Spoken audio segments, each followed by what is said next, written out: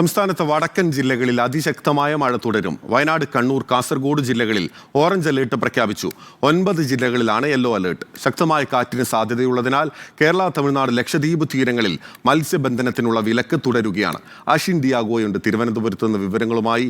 അഷിൻ, രൂക്ഷമായ വെള്ളക്കെട്ടാണ് തിരുവനന്തപുരത്തിന്റെ പല മേഖലകളിൽ ഉൾപ്പെടെ കേരളത്തിൽ ആകെ കാണാനാകുന്ന കാഴ്ച. എന്തൊക്കെയാണ് പുതിയ മുന്നറിയിപ്പിൽ പകരുന്നത്? എത്ര നാൾ ശക്തമായ മഴ തുടരുമെന്നാണ് കാലാവസ്ഥാ നിരീക്ഷണ കേന്ദ്രത്തിന്റെ പ്രവചനം?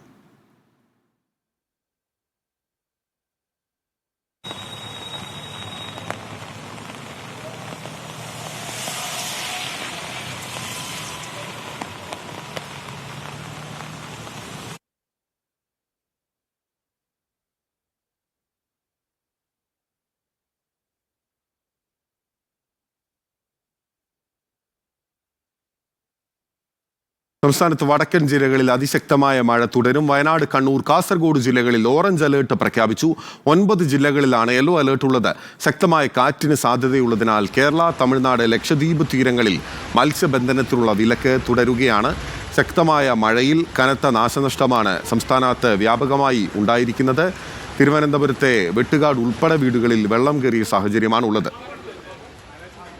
തിരുവനന്തപുരം ജില്ലയിലടക്കം ഇപ്പോൾ മഴ വീണ്ടും നേരിയ തോതിൽ വീണ്ടും ശക്തി പ്രാപിക്കുകയാണ്. രാവിലെ മുതൽ മഴയ്ക്ക് നേരിയ തോതിലുള്ള ശമനമുണ്ടായിരുന്നു. പക്ഷേ അല്പസമയം മുമ്പ് ഇത്തരത്തിൽ മഴ വീണ്ടും വിവിധ മേഖലകളിൽ മഴ വീണ്ടും ശക്തമായി തിരിച്ചു പ്രാപിക്കുന്ന ഒരു സാഹചര്യമാണ് ഇപ്പോഴുള്ളത്. നിലവിൽ പല വീടുകളിലും വെള്ളം കയറുന്ന ഒരു സാഹചര്യം ഉണ്ടായിരുന്നു. നേരത്തെ തുമ്പ, അതുപോലെ തന്നെ വെട്ടിക്കാട്, തീരമേഖലകളിൽ ഒക്കെ വലിയ രീതിയിൽ വെള്ളം കയറുന്ന ഒരു സാഹചര്യം, താഴ്ന്ന മേഖലകളിലൊക്കെ വെള്ളം കയറുന്ന ഒരു സാഹചര്യം ഉണ്ടായിരുന്നു.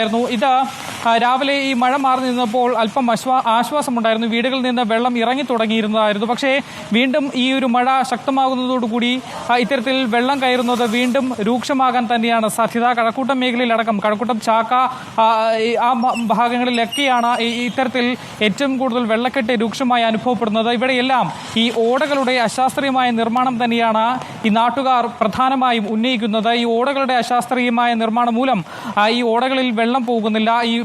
ഈ മഴവെള്ളം ഒലിച്ചു പോകാനുള്ള സൗകര്യമില്ല. ഇത് നേരെ അവിടെ വെള്ളം കെട്ടി നേരെ വീടുകളിലേക്ക് ഇറങ്ങി വരുന്ന ഒരു സാഹചര്യമാണ് ഉള്ളത്. നേരത്തെ നമ്മൾ കാണിച്ച ഈ വെട്ടിക്കാട് ഭാഗങ്ങളിൽ ഏതാണ്ട് അവിടെ വലിയൊരു കുടുംബം താമസിക്കുന്ന ഒരു സ്ഥലമാണ്. അവിടെ നിരവധി വീടുകളിലാണ് വെള്ളം കയറിയിട്ടുള്ളത്. അവിടെ വൃദ്ധരടക്കം, പിഞ്ചു കുഞ്ഞുങ്ങളടക്കം നിരവധി പേരാണ് താമസിക്കുന്നത്. അവർക്ക് പുറത്തിറങ്ങാൻ പോലും കഴിയാത്തൊരു സാഹചര്യമാണ് നിലവിലുള്ളത്. ഇവരെ അവിടെ നിന്ന് മാറ്റി പാർപ്പിക്കേണ്ടി വരും. നിലവിൽ 3 ദുരിതാശ്വാസ ക്യാമ്പുകളാണ് തിരുവനന്തപുരത്ത് ആരംഭിച്ചിട്ടുള്ളത്. ഏതാണ്ട് 48ഓളം വീടുകൾക്ക് ഈ മഴക്കെടുതിയിൽ നേരിയ തോതിൽ ഒരു ചെറിയ രീതിയിൽ കേടുപാടുകൾ സംഭവിച്ചിട്ടുണ്ട്. പക്ഷേ മറ്റ് അനിഷ്ട സംഭവങ്ങളോ ആളപായമോ ഒന്നും ഇതുവരെ സംസ്ഥാനത്തിന്റെ വിവിധ ഭാഗങ്ങളിൽ മഴ മൂലമുണ്ടായ നാശനഷ്ടവും വെള്ളക്കെട്ടും മൂലം ജനങ്ങൾ വലിയ ദുരിതത്തിലാണ്. കനത്ത മഴയിൽ സംസ്ഥാനത്ത് വ്യാപക നാശനഷ്ടമാണ് റിപ്പോർട്ട് ചെയ്യുന്നത്. തിരുവനന്തപുരത്തെ താഴ്ന്ന പ്രദേശങ്ങളിൽ വെള്ളക്കെട്ട് രൂക്ഷമാണ്. ഈ റിപ്പോർട്ടിലേക്ക്